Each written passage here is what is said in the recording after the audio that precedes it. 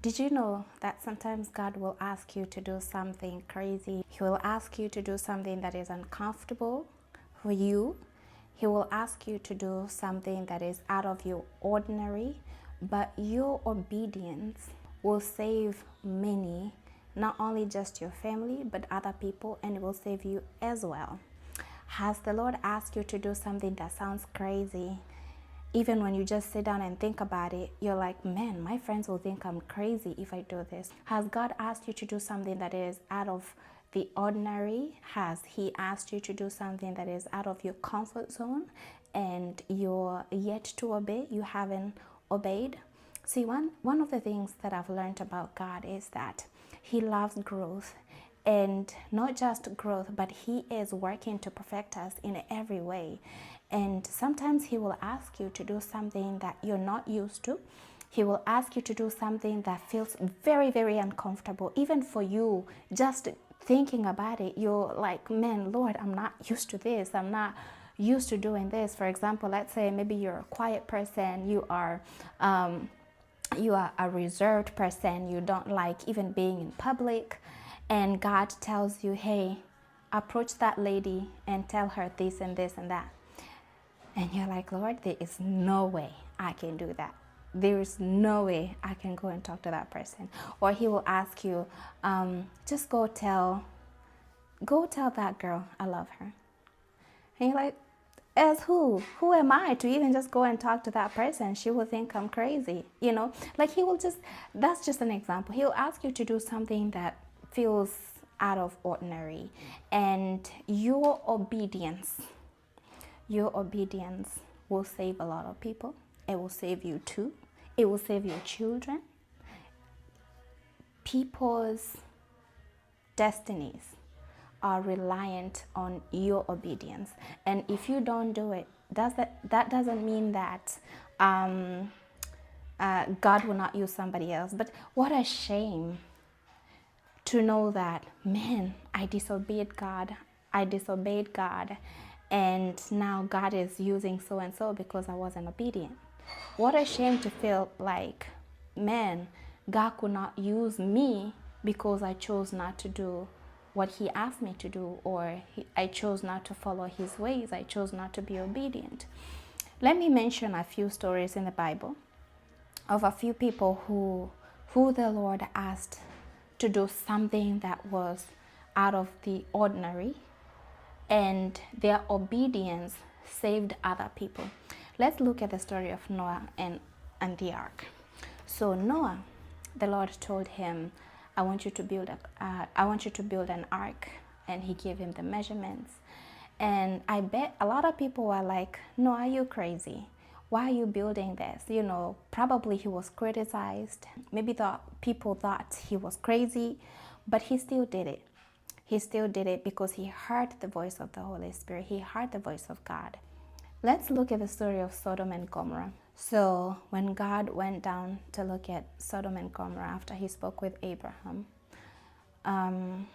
He found, the outcry that got to Him, and that's the reason why He went down there. He found people were wicked. There was all sorts of wickedness. And because God loved Abraham so much, out of the respect that He had for Abraham, God decided to save Lot. And Lot, when he was told to leave, the angels told him, you must leave because God is about to destroy this place. He went to get his family together. The men who were going to marry his daughters, he talked to them. He talked to his family and told them, hey, we need to get out of here because God is about to destroy the cities. And what did they do? They laughed at him. They thought he was crazy. And it got to a point where the angels picked him and pushed him out together with his family, his two daughters and his wife. And because the rest did not believe him, the men who were committed to marry the two daughters, they didn't believe him. After he told them, we must leave because God is about to destroy this country, this city, they thought it was a joke. I mean, it sounded crazy. God is about to destroy this city. God is about to, do you mean he's about to kill everybody? How? Like, how can that happen? You know? And I can see where they were coming from, but guess what? It's so unfortunate that their disobedience made them end up losing their lives. But Lot's obedience allowed him to survive with his daughters. And unfortunately, his wife was also disobedient because she looked back and she became a pillar of salt. So, what is God asking you to do that you haven't already done? Has He asked you to do something that you feel uncomfortable and you're still debating, should I do it? Should I not do it? I would highly recommend do it, no matter the cost, no matter what your friends will say, no matter how people will take that whole situation. Just follow the voice of God, follow the voice of the Holy Spirit, and do what God tells you to do. And another story, Mordecai and Esther. So Mordecai approached Esther in the book of Esther. He asked her to go and speak for the Jews, and she said, you know what, the king he has not even summoned for me to go to him for the past 30 days. And you know, if I go and if he doesn't stretch out, I think it was a sword or something like that, if he doesn't stretch out his hand, then I will be killed. And Mordecai told her, if you don't do this, help will come somewhere else, but you and your people will perish. It sounded like a suicide for her, because the king had not summoned her. But still, she obeyed. She chose to go. And the Lord vindicated her. The Lord gave her favor with the king, and she did not get killed.